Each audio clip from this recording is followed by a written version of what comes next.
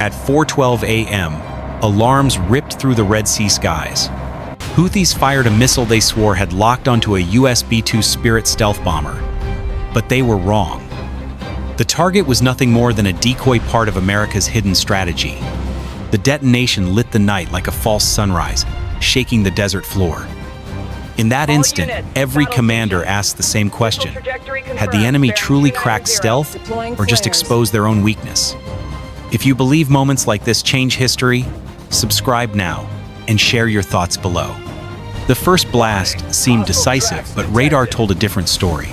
Only seconds after impact, operators detected a second wave of hostile tracks rising from the Yemeni coast, spreading like arrows across the Red Sea. At first, it looked like a one-sided exchange, crude missiles against unmatched U.S. air power. Yet something felt wrong. Their flight pattern was too deliberate, too synchronized, like a hidden hand was guiding them. Officers whispered, "Could this be an irreversible mistake? Had the Houthis unlocked outside support? Or was this simply a baited trap to lure U.S. defenses into overextending?" For the first time in hours, silence filled the command deck. Every decision now balanced on a knife's edge. If you were the commander in that room, would you order an immediate intercept or wait to see their next move? Comment your call below. At 4:16 a.m., radar operators at Prince Sultan Air Base in Saudi Arabia confirmed the unthinkable. The incoming wave was a coordinated strike, 12 short-range ballistic missiles masked by decoy drones. Only 12 nautical miles separated the lead missile from U.S. defenses, less than 3 minutes of flight time. Patriot PAC-3 crews scrambled to acquire lock. Their interceptors had a maximum range of 35 kilometers, but time was slipping away. At 4:17 a.m., the first 4 interceptors streaked into the night sky. 2 detonated with precision, breaking warheads into molten fragments. 10 missiles kept coming. At 4:18 a.m., U.S. electronic warfare units unleashed the compass call. Broad-spectrum jamming flooded the airwaves. 1 missile spiraled into the Red Sea.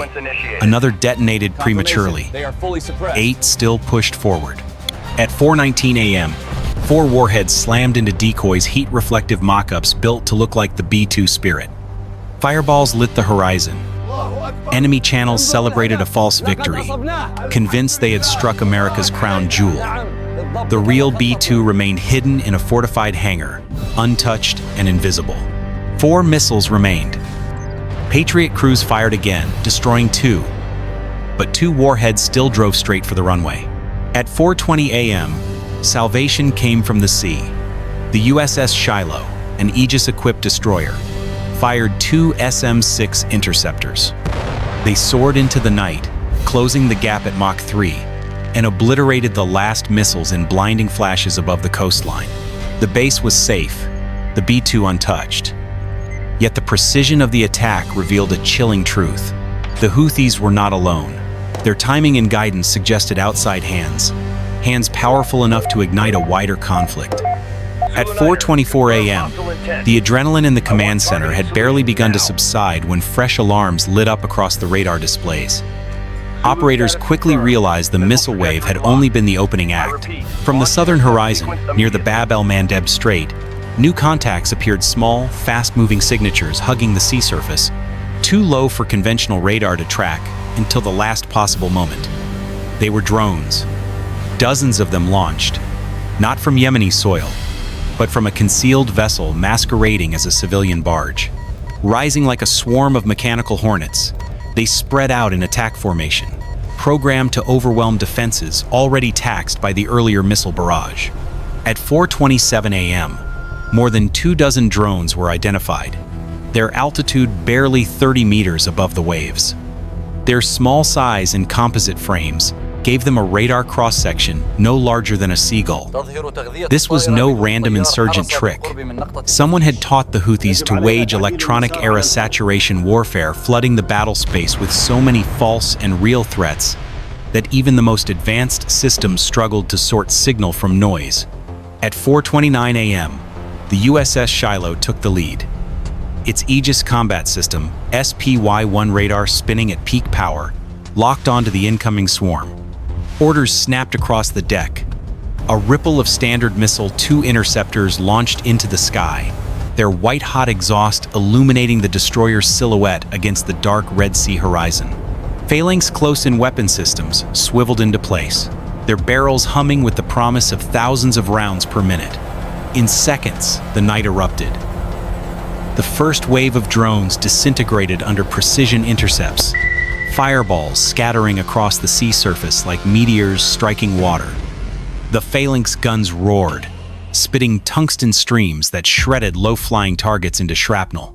But for every drone destroyed, another pressed forward, weaving erratic flight paths designed to confuse computer algorithms. At 4:32 a.m., the defenders faced a new challenge. A sudden blanket of electronic noise filled the spectrum. The base's radar screens wavered with static. Operators noticed their tracking beams stuttering guidance signals jammed by hostile frequencies. This was not the work of homemade transmitters. The jamming patterns matched advanced techniques previously documented in Chinese military exercises in the Pacific. Someone was lending foreign expertise, using Yemen's insurgents as a testbed. For 12 tense minutes, the defenders fought two battles at once: the physical swarm in the sky and the invisible war of the spectrum. It was a test of endurance, and every second carried the risk of failure. At 4:35 a.m., the most symbolic moment of the night arrived. From its hardened shelter, the B-2 Spirit was rolled onto the tarmac. Engines whispered to life, their infrared signature muted by advanced cooling systems. It glided forward, its black skin absorbing every trace of radar energy. To adversaries peering through their sensors, it was a ghost undetectable, unreachable. The Spirit did not climb to strike. Its mission was deterrence. Merely showing that it could rise under attack was enough to send a signal across the region. America's crown jewel of strategic power remained untouchable. For commanders in Tehran, Beijing, and beyond, that silent silhouette carving through the night sky carried more weight than any explosion. At 4:37 a.m., Allied support tightened the shield. A French Frem-class frigate, operating under NATO coordination, unleashed Aster 3-0 interceptors. Their high agility proved lethal against low-flying drones, reducing another cluster to fiery fragments. From above, U.S. Air Force F-15 seconds descended into the melee, their Sidewinder missiles sniping stragglers that slipped past naval guns. Together, the Allied force formed a layered dome of steel and fire. By 4:40 a.m., the swarm was broken. More than 20 drones littered the sea, burning wreckage marking the path of their failure. The air was filled with the acrid stench of fuel and shattered electronics. The U.S. Navy had held. The airbase still stood. The B-2 was airborne, but commanders could not ignore what the attack revealed. The technology behind the drones was far too advanced for a regional militia. Their composite wings bore design traces seen before in Chinese UAV exports. The jamming signature matched algorithms tested near the Spratly Islands. And the barge from which they launched? Satellite archives later confirmed it had sailed from a port controlled by Iranian forces just 1 week earlier. The message was undeniable. The Red Sea was now a laboratory for proxy warfare, where foreign powers pushed America's defenses to their limits without ever revealing their hand. At 4:43 a.m., intelligence officers delivered a chilling intercept. Encrypted chatter captured during the swarm attack was not in Arabic, but Mandarin. The conclusion spread like cold steel through the command center. This was no longer a localized conflict. This was a dress rehearsal for larger theaters, echoes of Pacific tension spilling into the Middle East. Politicians in Washington would face an impossible question. Should they expose this link and risk public confrontation with China, or suppress the intelligence to avoid escalation? For now, the choice was silence. The official story remained simple. Houthis attempted a drone raid and U.S. defenses held. But those in the room knew the truth ran far deeper. At 4:46 a.m., as the last fireballs faded over the sea, a quiet unease settled across the command decks. The battle was won tactically but strategically. The enemy had achieved something priceless. They had measured America's response times, intercepted its frequencies, and probed the seams of the world's most advanced defense network. Every missile launched, every drone destroyed, every radar jammed, fed data into foreign hands, watching from afar. The escalation had moved beyond the Red Sea. Analysts whispered of the Pacific, where U.S. carrier groups already shadowed Chinese destroyers across contested waters. Could the lessons learned tonight reappear there, on a far larger scale? The irony was chilling. The Houthis had aimed at a phantom B-2 and missed. Yet, in missing, they struck at something greater: the balance of global order itself. If you were the national security advisor, would you reveal these hidden fingerprints to the public and risk igniting a global standoff, or bury the evidence to fight the shadow war in silence? Comment your decision below. At 4:40 a.m., just as the last drone wreckage burned across the Red Sea, the regional command center erupted with new urgency. Satellite feeds and maritime patrol aircraft confirmed unusual activity south of the Bab el-Mandeb Strait. Two vessels, camouflaged as civilian fishing boats, were maneuvering erratically across vital shipping lanes. Their profiles matched Paycap-class fast attack craft, small Iranian-made boats built for speed, each capable of mounting lightweight cruise missiles or torpedo launchers. These craft were not drifting aimlessly. They were closing in on tanker routes, aiming to threaten the artery through which millions of barrels of oil and essential goods flowed every day. To U.S. and allied planners, the intent was unmistakable. Turn the Red Sea into a bargaining chip by choking commerce at its narrowest choke point. At 4:43 a.m., the USS Shiloh and a French Frem-class frigate executed a joint maneuver. Engines roared as the warships shifted into a defensive wall, forming a barrier between the disguised fast boats and the tanker lanes. Their radar domes tracked every movement. Above, combat air patrols of F-15 seconds dipped low, their afterburners cutting blue streaks across the night sky. Every angle of attack was covered. At 4:45 a.m., one Paycap boat accelerated sharply, launching smoke decoys as it raced toward the Allied line. For a heartbeat, it looked like an attack run, but then it cut engines and turned away a feint designed to test reaction times. Analysts in the command room exchanged grim looks. The enemy was not probing blindly. They were gathering data, studying the alliance's rules of engagement under the cover of fishing vessels. At 4:46 a.m., the intelligence section delivered its most unsettling report yet. The jamming signatures that had plagued radar during the drone swarm matched a known database, the same algorithms used by Chinese naval forces in the South China Sea. This was no coincidence. The proxy war had a shadow patron, one with global ambitions. The fingerprints of Beijing were etched into the Red Sea battlefield. At 4:48 a.m., alarms screamed again. A thermal signature lit up from inland Yemen, a ballistic missile launch. This was not a crude short-range rocket, but something larger, heavier, with the distinct heat profile of the Iranian Qiyam system. Its range exceeded 500 miles. The missile rose high above the desert before curving toward the Red Sea. Its trajectory placed the U.S. destroyer in its crosshairs. At 4:50 a.m., the USS Shiloh answered with cold precision. Its vertical launch cells cracked open, and two SM-6 interceptors tore into the sky. Traveling at Mach 3, guided by the Aegis radar, the first made contact at 35 kilometers altitude. The night flashed white as the warhead shattered midair, raining molten fragments into the sea. The second SM-6 adjusted course and detonated just seconds later, eliminating any chance of a debris strike. The fleet exhaled, but only briefly. At 4:52 a.m., chatter filled the command channels. NATO satellites picked up a series of encrypted bursts from relay stations deep inside Yemen. The language was not Arabic, it was Mandarin. The realization struck like ice. Foreign advisors were not merely supplying weapons.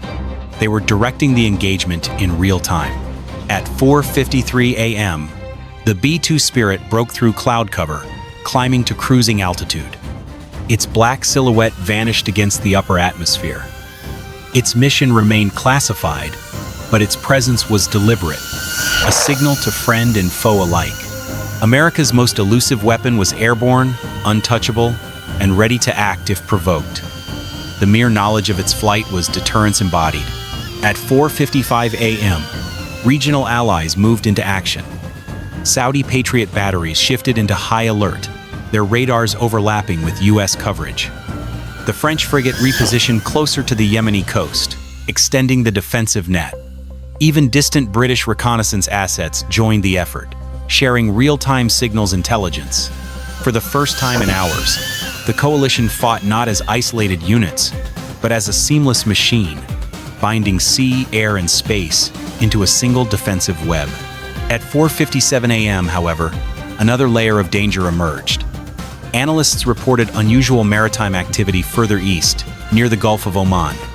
A Chinese-flagged research vessel, previously seen near disputed reefs in the South China Sea, was broadcasting encrypted signals. Its presence so far from home waters raised an unsettling possibility. Was this ship acting as the forward node, feeding, jamming, and targeting data to the Red Sea battlefield? At 5:01 a.m., the Pentagon's secure lines buzzed with frantic questions. If evidence of foreign fingerprints were made public, it could escalate tensions not only in the Middle East, but across the Pacific. U.S. carrier groups already shadowed Chinese destroyers near Taiwan. Could a skirmish in the Red Sea ignite the flashpoint of the 21st century in the Pacific Ocean? At 5:04 a.m., silence returned to the battlefield. The Peicap boats withdrew under cover of darkness, escorted by unidentified civilian vessels. The skies cleared. The Qiam missile was neutralized. The B-2 Spirit disappeared into the night, its mission unrecorded, its destination unknown. And yet, for those who witnessed the battle firsthand, the victory felt hollow. The Houthis had served as the mask. Behind them, powerful actors had revealed their hand, not fully, but just enough to send a message. America's shield could be tested anywhere at any time through any proxy. The implications spread far beyond the Red Sea. The same tactics, drone swarms, electronic warfare, disguised fast boats, cyber interference could reappear in the Baltic, in the South China Sea, or in the Taiwan Strait. Tonight was not just an attack. It was a rehearsal. The U.S. Navy had held the line. The B-2 Spirit remained untouched, but the enemy had harvested something more valuable than destruction: information. They now knew reaction times, radar blind spots, and alliance protocols. The data gathered tonight would feed future conflicts. Should the world know the truth that a foreign hand guided this escalation? Or should silence shield stability even as shadows grow deeper? At 4:58 a.m., a sudden blackout swept through the command center at Prince Sultan Air Base. Screens flickered, data streams froze, and for 12 long seconds, every radar feed went blind. Engineers scrambled, convinced it was a power surge, until encrypted signals revealed the truth. The blackout was not an accident. It was a cyber strike, launched from an external node buried deep in the global communications grid. At 4:59 a.m., backup systems restored partial vision. But what they revealed was more alarming than darkness. A phantom wave of radar tracks, hundreds of them racing toward the base. Operators recognized the tactic instantly. It was a false swarm, generated by sophisticated spoofing algorithms. The Houthis did not possess this technology. Only a handful of nations could. At 5:01 a.m., U.S. satellites detected a second anomaly. A cargo vessel registered under a civilian flag drifted suspiciously near the Red Sea corridor. Hidden beneath its deck was a mobile radar array broadcasting the Phantom Swarm. Its signature matched Chinese-made systems previously spotted in the Pacific. At 5:03 a.m., the USS Shiloh attempted to cut through the electronic fog. Aegis crews calibrated sensors against known spoofing patterns. Slowly, the radar clutter dissolved. Behind the illusions, 3 genuine missiles streaked toward the fleet at supersonic speed.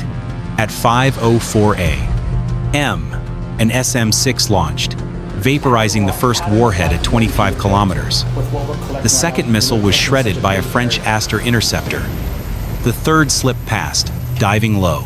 For a brief, breathless instant, it appeared the destroyer would take the hit. But at the final second, the failing CIWS spat a storm of tungsten rounds, tearing the missile into fragments that splashed harmlessly into the sea. The relief was fleeting, because in that moment, commanders realized the attack had exposed something more dangerous than missiles: the vulnerability of command itself. A cyber breach had blinded one of America's most secure bases, and foreign hands had proven they could manipulate the digital battlespace as effectively as the physical one. The Houthis had fired the weapons, but the fingerprints, cyber tactics, spoofing algorithms, and radar signatures pointed to a shadow coalition testing U.S. defenses through a proxy war. And if this was just the Red Sea rehearsal, where would the real confrontation erupt? If you were advising Washington, would you call this out publicly as foreign aggression or keep the shadow war hidden to avoid inflaming the Pacific tension? Tell us your view below. By 5:15 a.m., the skies over the Red Sea were quiet again. The B-2 Spirit circled high above, untouchable and unseen, while the USS Shiloh resumed its watch across the strait. The battle had been won. But victory came with a chilling revelation. The Houthis were only the visible hand. The hidden players, those who supplied guidance, spoofing, and cyber tools, were probing U.S. defenses through shadow warfare. The message was unmistakable. America's enemies were no longer testing strength with direct confrontation, but by weaving proxies, deception, and cyber sabotage into one battlefield. The attack was not just a strike against a bomber or a base. It was a rehearsal for larger conflicts stretching far beyond the Red Sea. And yet, the story was equally one of resilience. In the span of less than 1 hour, U.S. and allied forces demonstrated the full spectrum of layered defense. Patriot PAC, 3 interceptors, Aegis destroyers, French naval systems, electronic countermeasures, and the ultimate symbol of American air power, the stealth of the B-2 Spirit. Each system, each crew, each decision combined to prevent chaos from spilling further. The cost of weakness was made clear. One moment of silence, one failed interception, could have meant disaster for an entire region.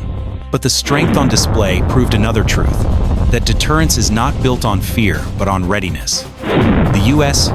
Navy, its allies, and the shield of NATO are not designed to ignite wars, but to prevent them before they spread. The lesson is simple. In a world where missiles travel faster than warnings and cyber strikes can blind entire command centers, strength is not aggression. Strength is stability. It is the barrier that holds chaos back from swallowing the global order. And so the question passes to you, the viewer. If strength is the only true shield against disorder, do you believe America and its allies must grow even stronger, or should restraint define the future? If you believe strength deters chaos, subscribe now.